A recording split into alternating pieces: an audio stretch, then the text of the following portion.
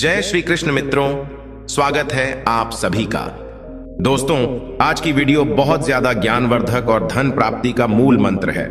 आज की इस वीडियो में हम बात करेंगे आखिर औरत का वह कौन सा अंग बेशर्म होकर दबाने या चूसने से अचानक अपार धन की प्राप्ति होती है।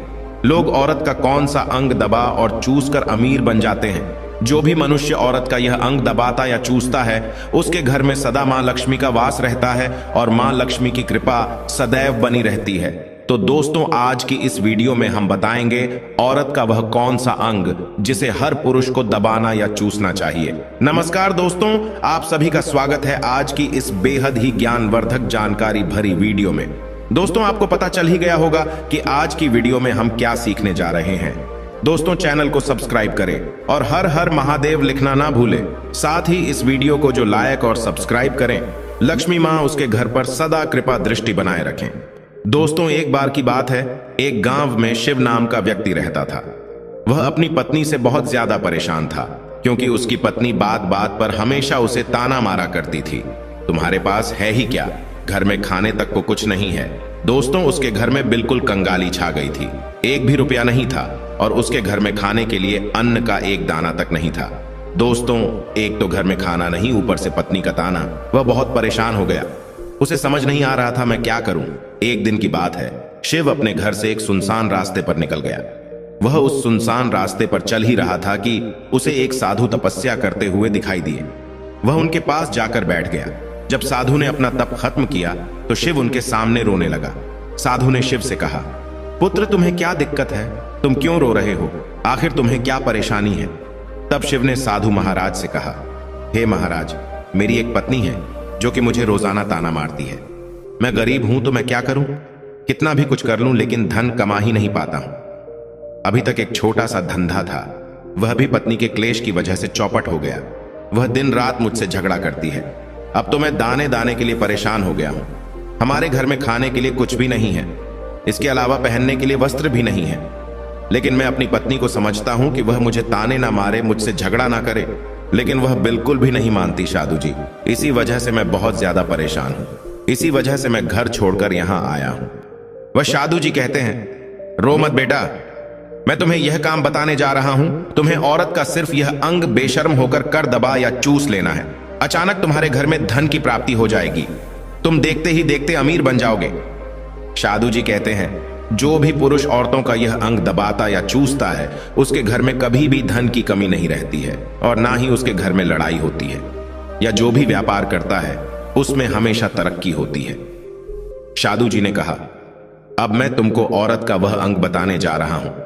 इसे ध्यान से सुनना और अपने जीवन में इस पर जोर करना। तब शिव साधु जी महाराज की बातें बहुत गौर से सुनता है और कहता है, जितना जल्दी हो सके मुझे यह बता दो।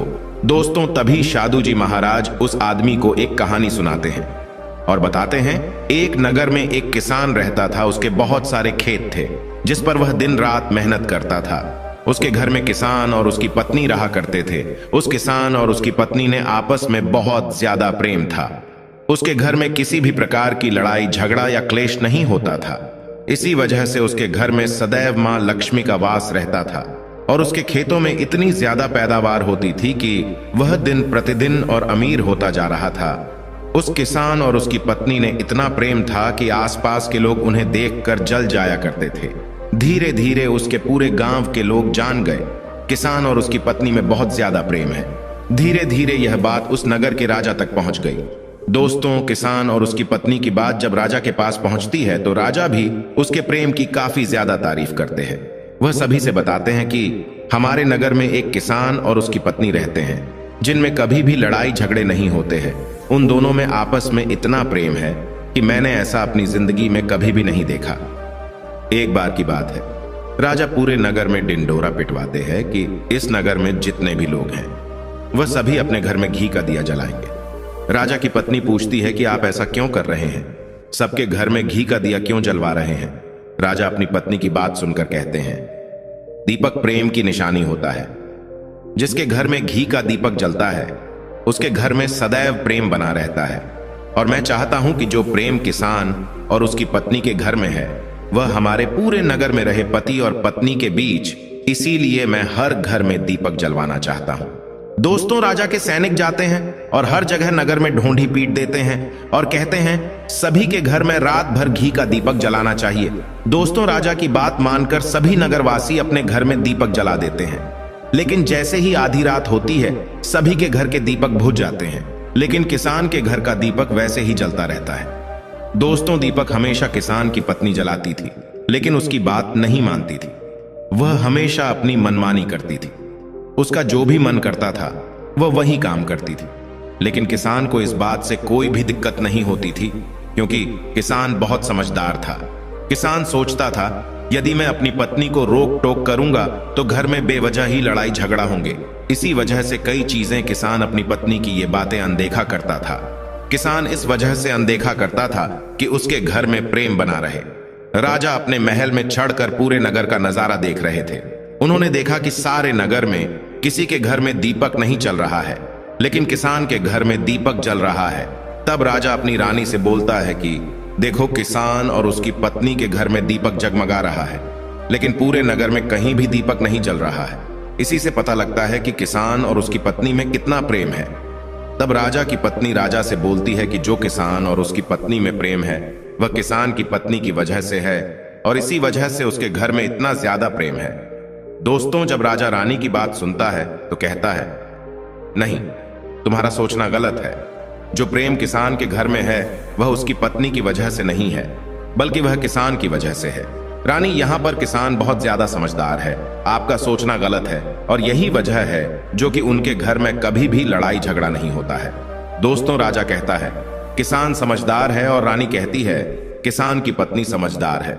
दोस्तों, इसी तरह कुछ देर चलता रहा। राजा कह रहे थे किसान समझदार है, रानी कह रही थी किसान की पत्नी समझदार है। इसी बात को लेकर राजा और रानी के बीच काफी झगड़ा हो गया। इसके बाद रानी ने राजा की दाढ़ी उखाड़ ली और राजा ने रानी को उठाकर पटक दिया। इसके बाद राजा कहता है हम लोगों को झगड़ा करने की जरूरत नहीं है, क्यों ना हम किसान और उसकी पत्नी की परीक्षा ले लें। सारा दूध का दूध और पानी का पानी हो जाएगा। लड़ाई करने के बाद इस बात पर राजा और रानी दोनों सहमत हो गए और दोनों की परीक्षा लेने के लिए तैयार हो जाते हैं। तब राजा अपने महल में जाता है और एक पुरुष सैनिक को बुलाता है और पुरुष सैनिक से बोलता है कि तुम किसान के पास जाओ और जो प्रश्न मैं तुमसे बोल रहा हूं वह तुम किसान को बोल देना। वह पुरुष सैनिक बोलता है ठीक है महाराज। वह पुरुष सैनिक राजा की बात सुनकर किसान के पास जाता है। उस समय किसान की पत्नी खेतों में गई थी, लेकिन किसान की कुछ तबीयत ठीक नहीं थी, इस वजह से वह खेतों पर नहीं गया था। इस समय पुरुष सैनिक किसान के घर पहुंच जाता है और किसान से कहता है मैं राज दरबार से आया हूं, राजा साहब ने मुझे भेजा है। दोस्तों, किसान कहता है बताइए मैं आपकी क्या सेवा कर सकता हूं। आप बैठ जाइए, मैं आपके लिए पानी लेकर आता हूं।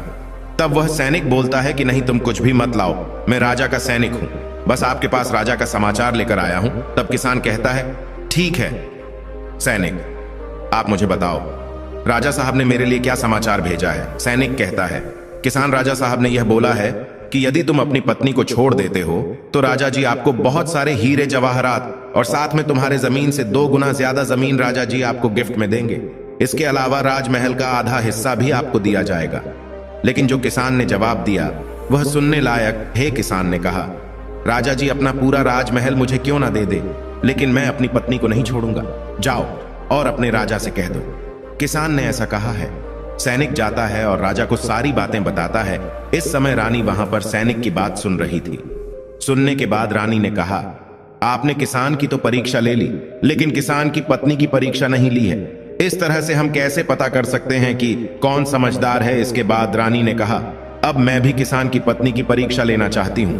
जब दोनों की परीक्षा हो जाएगी तभी पता चलेगा कि कौन समझदार है। फिर रानी ने भी एक सैनिक बुलाया और कहा कि मेरी बात किसान की पत्नी को बोलना और याद रखना। यह बात तभी बताना जब किसान वहां पर ना हो। सैनिक ने पूछा कि रानी क्या बात बतानी है, वह तो बताओ। तो रानी ने सैनिक को सारी बात बता दी। सैनिक किसान के घर जाता है और उसके घर में आवाज लगाता है तो उसके घर से किसान की पत्नी निकल कर आती है और कहती है बताओ क्या हुआ, क्यों ढिंढोरा पीट रहे हो। तो सैनिक ने कहा कि राजमहल से आया हूं, मुझे रानी ने भेजा है। किसान की पत्नी ने कहा बताओ किस लिए आए हो। तब सैनिक ने कहा रानी ने बोला है यदि तुम अपने पति किसान को मार देती हो तो आपको बहुत सारे हीरे जवाहरात रानी आपको देंगी और साथ में राजमहल का आधा हिस्सा भी आपको मिलेगा। इसके अलावा जितनी भी आपकी जमीन है वह तो आपकी रहेगी ही, लेकिन उसकी 2 गुना जमीन भी रानी आपको देगी। ये बात सुनकर किसान की पत्नी तैयार हो जाती है। कहती है, ठीक है, यदि मुझे इतना कुछ रानी साहिबा देंगी तो मुझे मंजूर है, मैं अपने पति को मार दूंगी। तब सैनिक पूछता है कि रानी को कैसे पता चलेगा कि आपने अपने पति को मार दिया है। तभी किसान की पत्नी बोलती है, मेरे घर में जो दीपक जल रहा है, जब मैं किसान को मार दूंगी तो उसे बुझा दूंगी, तभी आपको पता चल जाएगा कि मैंने किसान को मार दिया है। अब सैनिक किसान की पत्नी की बात सुनकर राजमहल जाता है और रानी को सारी बात बताता है। किसान की पत्नी की बात सुनकर रानी बहुत अचंभित हो जाती है। राजा और रानी को स्त्री जात से नफरत होने लगती है। उसी समय राजा अपने नगर के सभी लोगों को बुलाता है और कहता है कि मैं चाहता हूं कि मेरे और मेरी पत्नी की वजह से किसान की जान न जाए। तुम लोग ऐसा करो, उस किसान के घर जाओ और सारी बातें बता दो और उस किसान को बचा लो, वरना किसान की पत्नी उसे मार देगी।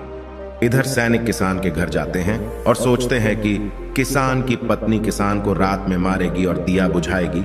इससे पहले ही हम किसान के घर में पहुंच जाते हैं और किसान को बचा लेते हैं।